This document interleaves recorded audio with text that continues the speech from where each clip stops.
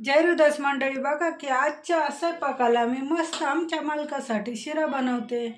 मग त्यासोबत भाजी पोळी बनवते. पहिले बघा गरम गरम शिरा बनवून देते पटकन, मग एक 10 मिनिट.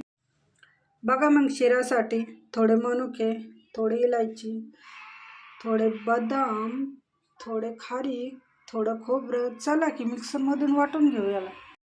बघा की मग किती छान वाटून घेतलंय आणि खूप मस्त बारीक झालंय. इतकं भारी लागतं याचा शिरा, खूप टेस्टी लागतोय. बघा की चला मग आता रवा भाजून.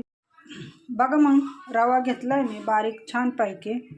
आता याला मस्त तेलामध्ये भाजून घेते. कढई ठेवली मी गॅसवर. बघा की आता तेल टाकते त्याच्यामध्ये. कढई गरम झाली आहे. रवा बघा मग किती मस्त लाल भाजलाय आता. मस्त आता त्याच्यामध्ये तेल टाकते. खोबरं थोडं बघा मी थोडं खोबरं, थोडं काजू बदाम मस्त तेलामध्ये फ्राय करून घेते. आता रवा लाल भाजून घेतलाय. आता हे थोडंसं भाजून घेतलं, काही चव वेगळी लागते त्याची, खूपच टेस्टी लागतोय. बघा की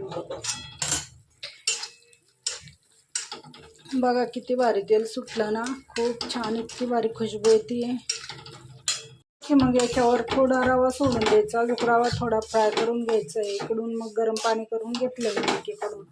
आता छान त्याच्यामध्ये पाणी सोडते. आता त्याच्यामध्ये पाणी सोडले. आता वरून साखर सोडते. आता मग छानपैकी आता साखर सोडली. आता मस्त होऊ देते शिऱ्याला.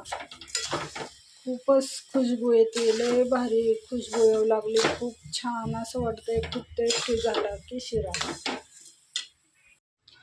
बघा की मग शिरा 10 मिनिटात तयार झाला की बनवून सनी. आता मालकासाठी प्लेट लावते. मग मस्त गरम गरम शिरा देते की आमच्या मालकाला जेवायला मस्त. आणि कसं झाला की शिरा सांगा की मग जरा.